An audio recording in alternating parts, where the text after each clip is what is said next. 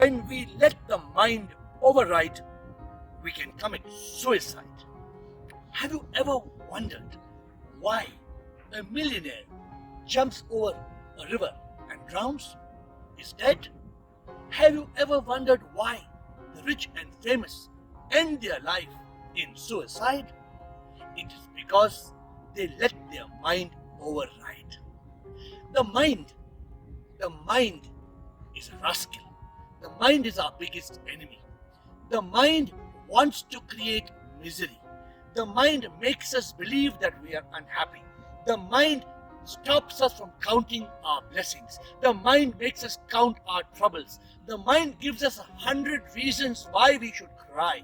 The mind stops us from living in that state of bliss and joy.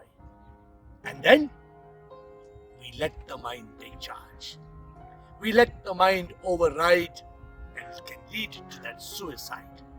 Have you ever realized that the mind thinks up to 50,000 thoughts a day? It is more aggressive than an AK-47 that shoots bullets. It is more powerful than that machine gun. It attacks us with a new thought every second, and it keeps on adding. It creates thought, stress, worry, fear, depression, suicide, because you let the mind override. Stop the mind. You know what I did? I cremated the mind. Because the mind doesn't exist. The mind is just a bundle of thoughts.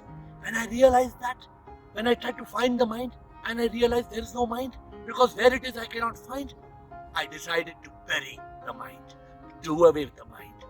And I let thoughts enter my consciousness one by one, like a fish would enter the sea of consciousness, because I did not let my mind override. Most people, they live with fear. What is fear? F-E-A-R, false expectation appearing real. In COVID, the entire world shut down for 2 years. You know why? Because of fear. Not only individuals, countries, the entire world shut down because of the mind. Because the mind did override, the world shut down. Isn't it a pity that we let the mind override? Isn't it a pity that one can commit suicide because one doesn't identify that monkey mind, the mind that jumps from thought to thought to thought to thought to thought to thought? As an enemy, we have to cut the tail of the monkey mind and make that monkey which is ever yelling, the mind is going on and on and on and on. Make the monkey mind into a monk by cutting that ever yelling, the tail of ever yearning, the EY, and make it into a monk. When you do that, then the mind is silent, the mind is still. We experience peace. Peace is the very foundation of happiness. When there is no mind, we are in a state of thoughtlessness. We are in a state of consciousness. We are in a state of eternal happiness. So if you ever wonder why somebody can think of suicide, suicide comes from depression, comes from anxiety, comes from stress and worry. And this is because we let the mind override. Don't ride the mind. Don't let it override. Kill it. Finish it.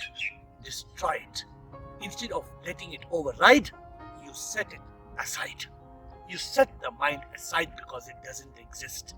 And forget about even the thought of suicide, because suicide is not the end.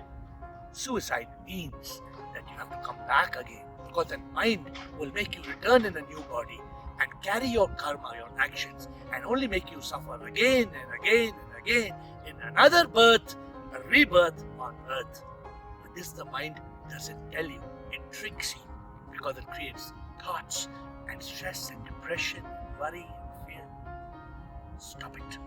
When the mind comes alive in my life, I tell myself, stop it, stupid.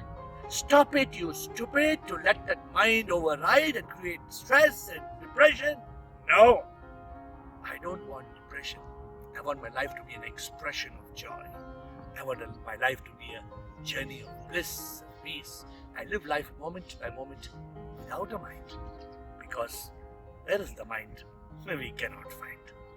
Don't let the mind override and let even the possibility of suicide happen in anybody's life.